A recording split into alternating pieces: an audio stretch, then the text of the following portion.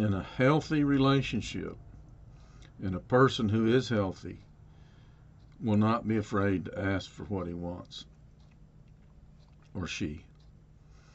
If the other person is a game playing manipulative asshole, they'll use it as a weapon instead of finding a way to either agree to it or to compromise towards it, because they will have love for you.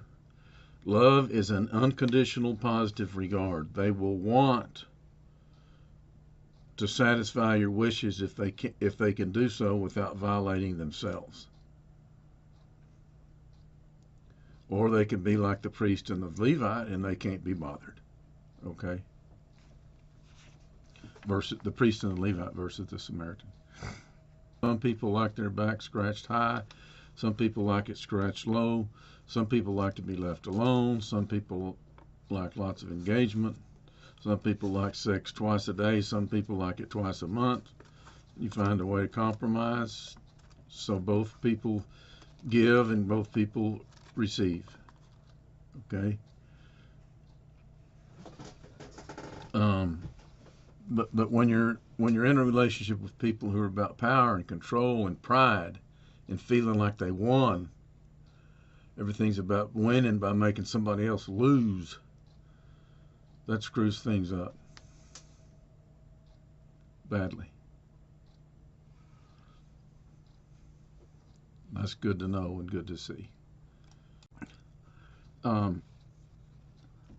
Anytime you invite me to your home, I'll be there. Anytime you invite me to meet you somewhere, I'll be there. Anytime you want to come to my home, you're invited. Okay? Anytime you invite me to your home, I'll be there. Anytime you want to meet me somewhere, I'll be there. Anytime you want to come to my home, you're invited. Because I like seeing you in person.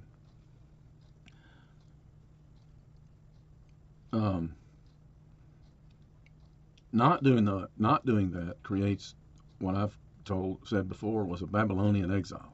You're exiling yourself. I'm not doing it. You're doing it. And it may not be conscious. And I, kind of look for some of this psychology in the Bible. Where does this connect? And Jesus saw this. He said, "Forgive them, Father, for they know not what they do." That's so true with humans so much of the time. So, we've got stuff running us from our unconscious, and it's hard being human. And so much of being healthy is about examining yourself. It's not about thumping on the Bible like Pappy used to do and Mimi, but it is about examining yourself and your own motives. And what am I doing here? And what am I being an asshole here about by not doing?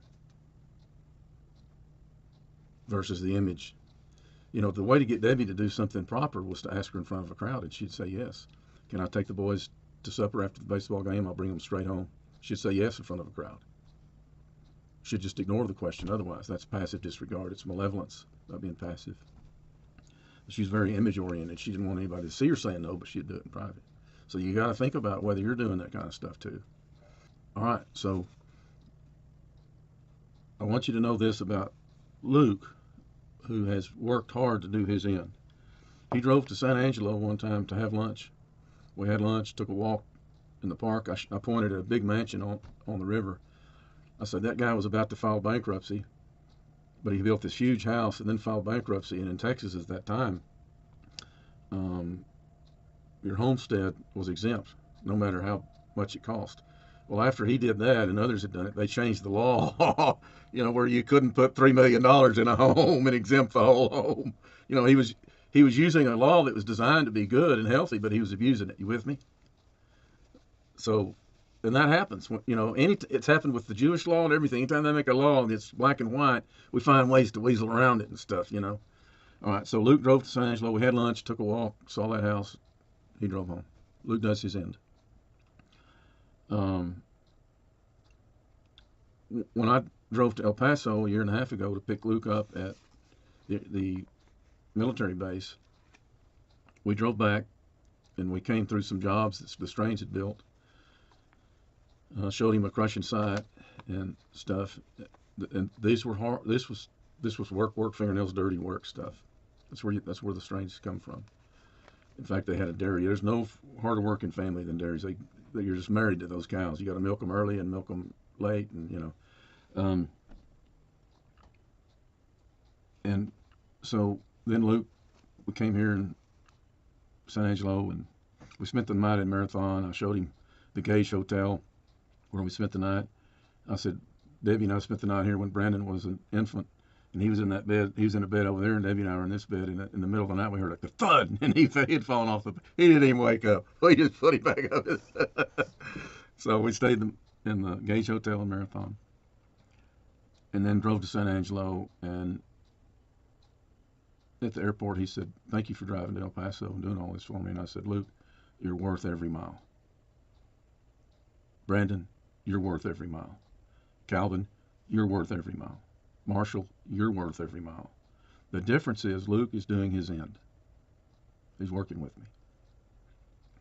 When I drove to college, Wellborn, spent a couple nights with Luke and Katie and their kids.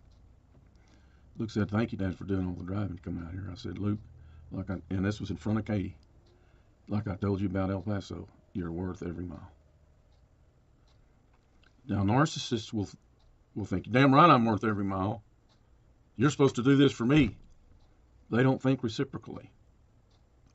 They use empathy as a weapon, not as a self-requirement. So years ago I mentioned something Babylonian exile, and you've sent yourselves to Babylonian exile, Calvin, Brandon, and Marshall. So the thing I want to be real clear about is if you ever invite me to your home, I'll be there. If you ever invite me to meet you somewhere, I'll be there. If you ever want to come here, you're invited. I'm thinking about, I work myself too hard on gardens and stuff. So I'm really simplifying. I got one pot of pansies. I got one decorative winter cabbage. And then I think sunflowers are easy to grow. I think I'm going to grow those, and buy cantaloupes and give them away if I want to give them away. But keep kind of a garden that's fun. I've got this work ethic like Oma's garden. It was always work, work, work, work, work. But this is supposed to be enjoy, enjoy, enjoy, and I'm learning that. I'm learning to catch myself when I'm making something that's supposed to be pleasurable into something that's work, work, work, which is what Oma did all the time, even with fishing. I hated going fishing with Oma, trout fishing. Work, work, work, work. One time, my friend and I were in the back of the Toyota Land Cruiser bouncing around while she was driving to this, what's called the Box Canyon on the Rio Grande in Colorado. She said, "Okay, we're here. Let's get out.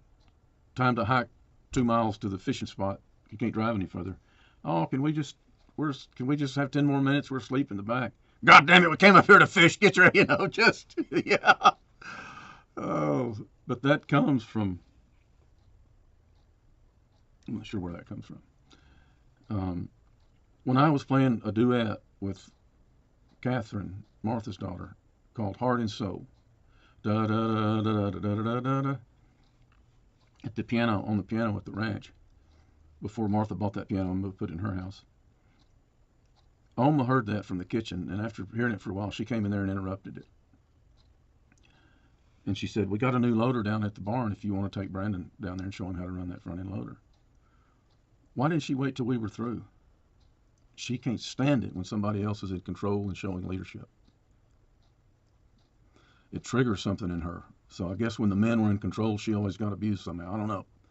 Now, she did the same thing years later at supper with Opa, Claire, Martha, Aunt Margie, Opa's only sibling, a sister, and Oma. And Opa, Oma, Claire, Martha, Carl, and Margie. Yeah, there's 6 of us. The whole meal. Okay, this is a disorder. I'm describing a disorder in my side of the family. The whole meal, Oma dominated, controlled, and led the conversation, and she was happy. When we were all through eating and she was through talking, I pulled a list out of my pocket of stuff to remind Opa about stories he liked. And he chimed right in there, and my sisters were loving it. These were stories that I knew he told in the road business, and my sisters were not part of that. He was loving it, and he had half his brain. He didn't have all of it, but he had a lot of it. And he was remembering details of the stories that I didn't even remember. He was correcting me.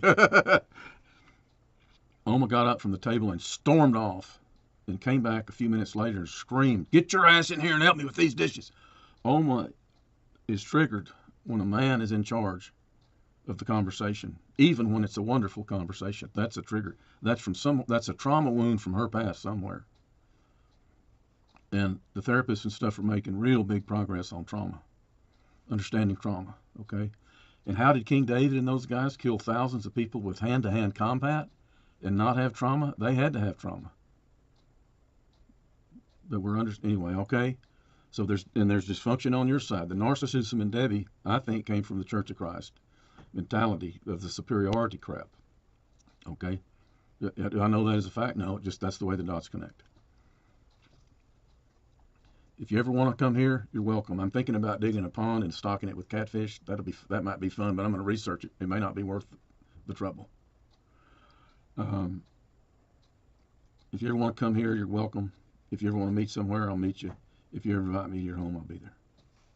Because you're worth it. You're worth the drive.